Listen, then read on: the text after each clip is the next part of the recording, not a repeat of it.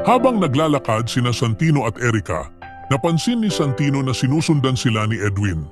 Agad niyang inaya si Erica na tumakbo para makatakas. Hindi nagtagal, hinabol sila ni Edwin at nagpaputok ng baril.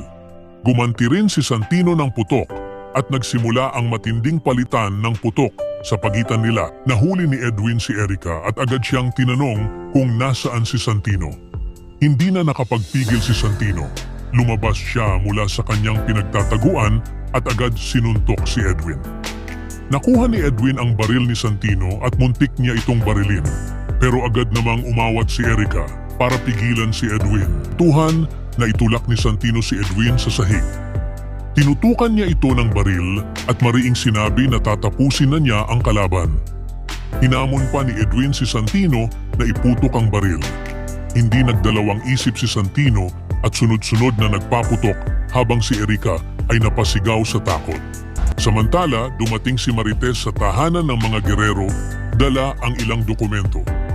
Nakita ito ni Pilar at agad niyang inagaw ang mga papel.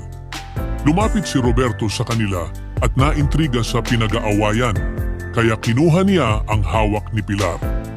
Laking gulat niya nang makita na ang mga dokumento ay titulo ng mga ari-arian nila sa Cuyap. Dumating si Gustavo at diretsahang tinanong si Marites kung ano ang relasyon niya kay Tindeng.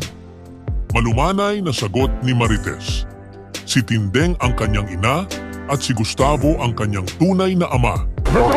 Sa ano mo si Matilde? Nanay ko po si Matilde. Kayong totoo po, Papa. Nagngit-ngit si Miguelito sa narinig at pinalayas si Marites.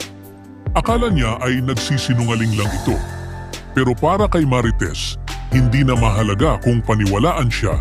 Ang tanging hiling niya ay ang matapos na ang patayan. Sa sementeryo, naabutan ni Colonel Romero sina Fatima.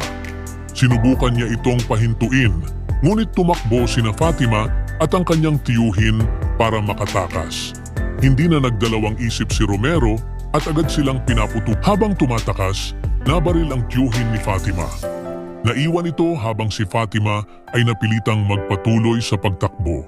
Puno ng pag-aalala at luha. Dumating si Tanggol upang iligtas sina Fatima.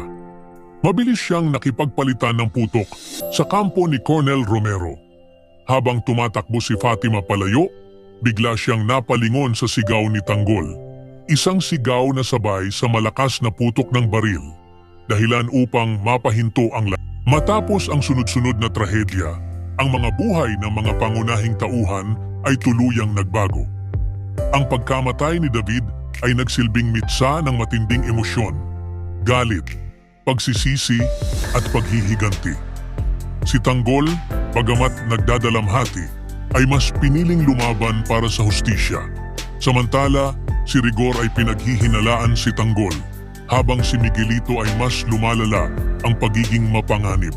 Ang sugat na natamo ni Marites ay tila dagdag pa sa bigat ng bawat puso.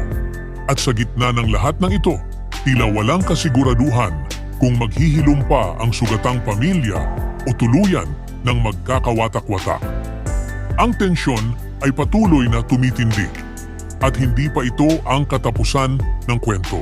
Ibahagi ang inyong saloobin sa comments section.